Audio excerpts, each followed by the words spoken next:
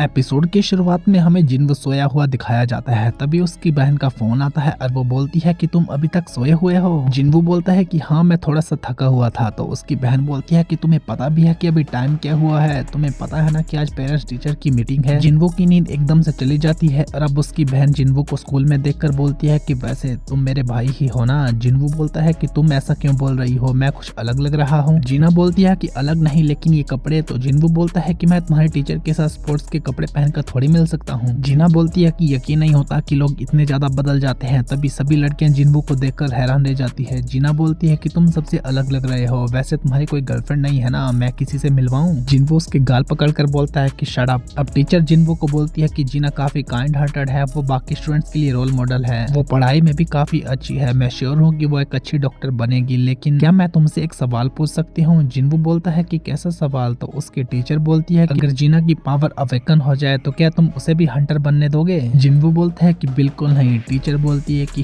तभी मैं तुमसे एक फेवर चाहती हूँ। अब हमें जीना की फ्रेंड हान सोंगी दिखाई जाती है जो कि जिन्वो को देखकर बोलती है कि तुम तो वही हंटर हो ना। जिन्वो अपनी बहन का फोटो दिखाकर बोलता है कि तुम इसे जानती हो। तो वो बोलती है कि अरे तुम जीना के भाई हो। जिन्वो बोलता है कि ये दुनिया कितनी छोटी है। सोंगिल बोलती है कि वेल मुझे नहीं पता कि टीचर ने तुमसे क्या कहा है, लेकिन मैं स्कूल नहीं जाऊंगी, मैं हंटर ही बनूंगी। जिन्वो बोलता है कि तुम ई रैंक हंटर हो ना, इसके साथ तुम्हारी लिविंग नहीं चल सकती। सोंगी बोलती है कि तुम यहाँ पर भाषण देने आए हो तो चले जाओ, वैसे भी तुम भी ई रैंक हंटर हो ना। जिन्वो बोलता है कि गिव अप कर दो, मैं तुमको ये नहीं बोलूंगा, अब चलो मेरे साथ। अब दूसरी तरफ हमें जिनचुल दिखाया जाता है जो बोलता है कि वेलकम हंटर हवांग डोंगसू। डोंगसू बोलता है कि ये कंट्री हमेशा की तरह शैबी है, मैंने सोचा नहीं था कि चीफ ऑफ हंटर एसोसिएशन मुझे पर्सनली लेने आएगा। जिनचुल पूछता है कि तुम यहाँ पर कितने टाइम रहोगे। तो डोंगसू बोलता है कि ज्यादा टाइम तक नहीं। जिनचुल बोलता है कि तुम अपने होमलैंड पर उन दो लोगों से मिलने के लिए आए हो। तो डोंगसू बोलता है कि मिलने, तुम सर्वेलेंस टीम वाले इस तरह प्रिटेंड करते हो जैसे कि कुछ हुआ ही नहीं, इसीलिए डंजन के अंदर तो मैं उनके साथ कुछ भी कर सकता हूँ ना। सबसे पहले वो ई रैंक और उसके बाद डी रैंक, क्या तुम मुझे रोक सकते हो। जिनचुल बोलता है कि मैं बस यहाँ पर अपनी ड्यूटी कर रहा हूँ। उसके बाद डोंगसू वहाँ से चला जाता है। दूसरी तरफ Choi Jongin chairperson of Hunter Association Go Gunhee को बोलता है कि वो पक्का एक पंखी थे, लेकिन वो ज्यादा दूर तक उड़कर नहीं आए बल्कि बीच समुद्र में ही गिर गए, लेकिन वो उड़ सकते हैं, इसका मतलब है कि एक दिन। गो गुनही बोलता है कि इसका मतलब हमें और क्लूज ढूंढने होंगे। अब हमें एक डंजन दिखाई जाती है जहाँ पर दो आदमी बोलते हैं कि मिस्टर जिन्वो। जिन्वो बोलता है कि मिस्टर आन, मिस्टर यन, बहुत दिनों के बाद मिल रहे हो। तो वो बोलते हैं कि हाँ हमने सोचा नहीं था कि तुम हमसे कांटेक्ट करोगे मिस्टर जिन्वो। अब हान सोंगी भी उन्हें हेलो बोलती है। तो वो बोलते हैं कि अरे हम तो तुमसे पहले भी मिले हैं। जिन्वो बोलता है कि सॉरी एकदम से रिक्वेस्ट करने के लिए। तो वो बोलते हैं कि कोई बात नहीं, हम बस हैरान थे कि तुम हमारी ट्रेनिंग देखने वाले हो और ये लड़की भी। जिन्वो बोलता है कि हाँ। तो वो बोलते हैं कि काफी अच्छी टाइमिंग है, यहाँ पर नजदीक ही एक सी लेवल का गेट खुला है। तभी एक आदमी बोलता है कि तुम्हारी बातें हो गई, हम लोग यहाँ पर कोई पिकनिक पर नहीं जा रहे। मिस्टर आन बोलता है कि सॉरी ज्यादा टाइम नहीं लगेगा। तो जिन्वो बोलता है कि ये कौन है। आन बताता है कि ए रैंक हंटर किम चुल, तुम इसे टैंकर मान सकते हो और इस रेड का ये लीडर भी है। सी रैंक डंजन में ये फर्स्ट टाइम जा रहा है, वो भी सिर्फ प्रैक्टिस के लिए। जब हमने तुम्हारे लिए परमिशन मांगी कि तुम बस देखने के लिए आने वाले हैं तो ये बात इसे बिल्कुल पसंद नहीं आई। वहीं पर किम चुल सोचता है कि मुझे ई रैंक हंटर्स तो देखना भी बिल्कुल पसंद नहीं और यहाँ पर दो ई रैंक हंटर्स हैं। आन बताता है कि यहाँ पर एक A rank hunter, 5 B rank hunter और 2 सी रैंक हंटर्स हैं। वो सोचता है कि मुझे लगा था कि जब ये सच्चाई देखेगी तो हार मान लेगी, लेकिन ये क्वेस्ट तो जल्दी ही खत्म हो जाएगा, इसलिए इस क्वेस्ट का कोई भी फायदा नहीं। मिस्टर आन जिन्वो को बोलता है कि इस टाइम तुम्हें लड़ने की जरूरत नहीं है, बस न्यू कमर को ही मौका देना। जिन्वो बोलता है कि हाँ मैं समझ गया। उसके बाद वे सभी लोग डंजन में एंटर करने लगते हैं। डंजन के अंदर जाते ही जिन्वो को अजीब सा महसूस होता है। वो सोचता है कि ये अजीब सी फीलिंग, तभी वो पीछे देखता है कि गेट का डंजन लाल कलर में चेंज हो गया है। जिन्वो सोंगिल को पकड़कर बाहर निकलने की कोशिश करता है, लेकिन वो बीच में फंस जाता है और वो बाहर वाले लोगों को बताता है कि जल्दी से असॉल्ट टीम को कांटेक्ट करो। बेकेनो ये सुनकर बोलता है कि रेड गेट, एक सी रैंक डंजन रेड गेट कैसे बन सकती है। खैर मैं जल्दी से वहां पर आ रहा हूँ। दूसरी तरफ जिन्वो आंखें खोलता है तो वो देखता है कि वो चारों तरफ बर्फ से घिरे हुए हैं। सब लोग बोलते हैं कि यहाँ पर हो क्या रहा है, इसका मतलब हम वापस नहीं जा सकते। किम चुल बोलता है कि ये एक रेड गेट है।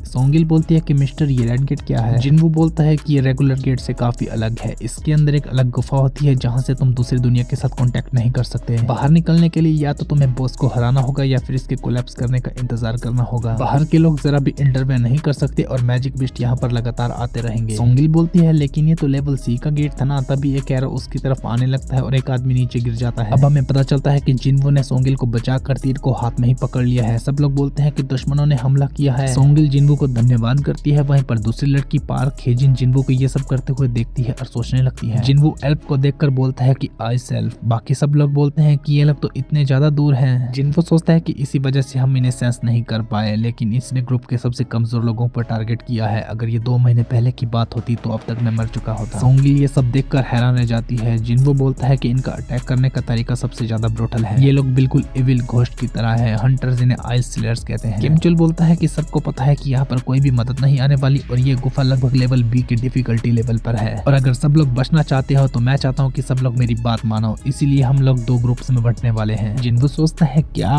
किमचुल बोलता है कि ये मैं सबके बचने के लिए कर रहा हूँ। अगर हम यहाँ पर ज्यादा देर रहे या तो ठंड से मर जाएंगे या फिर उनके हाथों मारे जाएंगे, इसलिए जो भी मेरे साथ आएगा मैं उन्हें बचाने की कोशिश करूंगा। अब बाकी लोग बोलते हैं कि हम तुम्हारे साथ चलेंगे। अब वो एक आदमी को बोलता है कि तुम नहीं आ सकते, और उसके बाद वो जिन्वो और सोंगिल को बोलता है कि तुम दोनों भी यहाँ पर नहीं आ सकते क्योंकि सी रैंक से नीचे वाले लोग मुझे नहीं चाहिए। यहाँ का एक दिन बाहर के 1 घंटे के बराबर है, इसलिए मतलब हो सकता है कि बॉस को हराने में हमें कई महीनों लग सकते हैं। अब वो बोलता है कि ज्यादा दुखी मत हो, अगर हमने बॉस को हरा दिया तो तुम भी वापस जा सकते हो। पार्क हेजिन बोलती है कि एक्सक्यूज मी, क्या मैं उन्हें ज्वाइन कर सकती हूँ? तो वो बोलता है कि ये तुम्हारी मर्जी है, और वो सोचने लगता है कि ये सब सिंपैथी है या फिर क्या बेवकूफ औरत है। अब पार्क जिन्वो के पास जाकर धीरे से बोलती है कि किम चुल उस एरो को नोटिस करने में फेल रहा, वैसे तुम ई रैंक हंटर नहीं हो ना? जिन्वो से देखता है कोई भी जवाब नहीं देता। वहीं पर वो सोचती है कि ये पक्का ए रैंक हंटर है या फिर उससे भी ऊपर। उसके बाद वो सोंगिल के साथ अपना इंट्रोडक्शन करवाती है। किम चुल उनको बोलता है कि हम लोग मेन रोड से जाने वाले हैं, तो जिन्वो बोलता है कि ठीक है, हम जंगल की तरफ से जाएंगे। सी रैंक का हंटर उन्हें दुखी होकर देखने लगता है। वहीं पर जिन्वो ने धीरे से बी केयरफुल बोलता है और वो अपने रास्ते निकल जाता है। चलते हुए जिनचुल रुक जाता है तो एक आदमी बोलता है कि कैप्टन। तो जिनचुल बोलता है कि वो निशान देखो, वे सब आइस बियर के हैं, वो सभी ई रैंक हंटर्स मरने वाले हैं। तो एक आदमी बोलता है कि ऐसा लगता है कि वो लोग जरा भी ट्रेन नहीं हुए थे। जिनचुल सोचता है कि 1 मिनट, मैंने वहाँ पर बहुत सारे बी रैंक और सी रैंक हंटर्स को भी देखा था, लेकिन फिर भी मैंने उसे ही कैप्टन क्यों माना? तभी उनके सामने आइस बियर आ जाते हैं। किमचुल बोलता है कि तैयार हो जाओ। अब किमचुल एक बियर के नाखून को काट देता है और बहुत आसानी के साथ उस बियर को खत्म कर देता है। दूसरी तरफ पार्क हेजिन रुक जाती है तो जिन्वो बोलता है कि क्या हुआ? तो पार्क बोलती है कि ये निशान देखो, तुमने नहीं देखे? ये ट्रेजेक्ट्री आइस बियर की है, हमें जल्दी से पीछे की तरफ जाना चाहिए। जिन्वो बोलता है कि नहीं, हमें फॉरेस्ट के और गहराइयों में जाना चाहिए। अगर ये आइस बियर की टेरिटरी है, जिसका मतलब है कि सिर्फ आइस बियर ही हमारे दुश्मन है और ये स्मार्ट आइस एल्फ से कमजोर है। पार्क बोलती है कि मैंने इस बारे में सोचा नहीं। जिन्वो बोलता है कि यहाँ पर काफी ज्यादा ठंड है। तभी वो अपनी इन्वेंट्री से सभी के लिए जैकेट्स निकालता और बोलता है कि सब लोग ये पहन लो, यहाँ पर काफी ज्यादा ठंड है। सी रैंक हंटर बोलते हैं कि सब स्पेस मैजिक, लेकिन हाई रैंक हंटर भी 2 या 3 चीजें ही रख सकते हैं। सब जैकेट्स पहनकर बोलते हैं कि कितना गर्म है। सोंगिल बोलती है कि आखिर तुम हो कौन? जिन्वो उसके सर पर हाथ रखकर बोलता है कि मैं तुम्हें यहाँ पर लेकर आया हूँ, इसलिए मैं तुमको बचाऊंगा, लेकिन बदले में तुम्हें मुझसे कोई सवाल नहीं पूछना है और तुम दोनों से भी मैं यही उम्मीद करता हूँ। अब वहाँ पर भी एक आइस बियर आ जाता है। जिन्वो बोलता है कि पीछे रहो। दूसरी तरफ बेकिनो बोलता है कि यहाँ का गेट तो पूरी तरह से बंद हो चुका है। अगर लक उनकी साइड रहा तो ए रैंक हंटर और कुछ बी रैंक हंटर जिंदा वापस आ सकते हैं। हम बस मिस्टर किम पर ही विश्वास कर सकते हैं। वो दोनों बताते हैं कि असोल्ट टीम के अलावा 2 लोग और अंदर गए हैं। बेकिनो बोलता है क्या?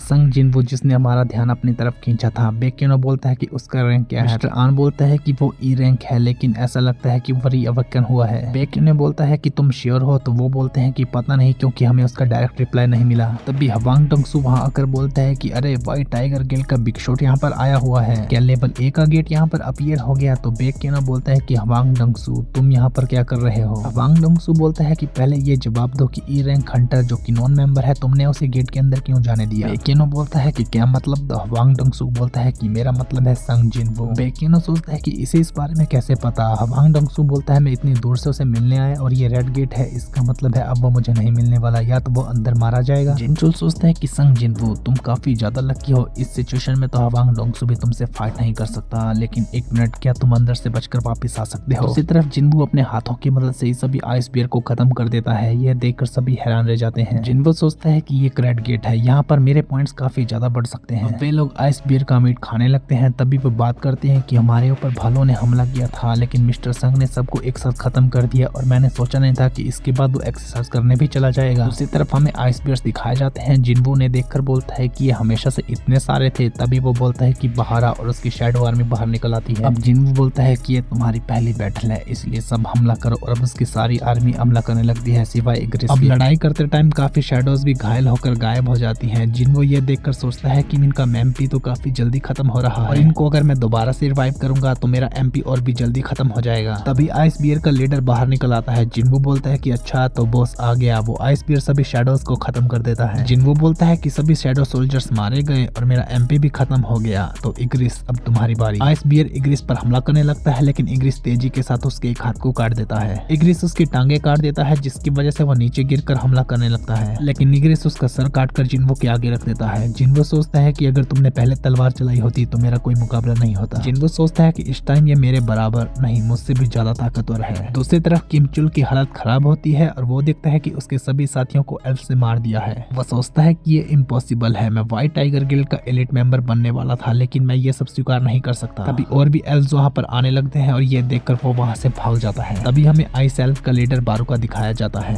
Okay guys, thank you so much for watching. यही था आज का एपिसोड। आई होप आपको ये वीडियो पसंद आई होगी। अगर आपको ये वीडियो पसंद आई है तो प्लीज मेरी वीडियो को लाइक, शेयर और मेरे चैनल को सब्सक्राइब करें। मिलते हैं नेक्स्ट एपिसोड के साथ, तब तक के लिए बाय बाय।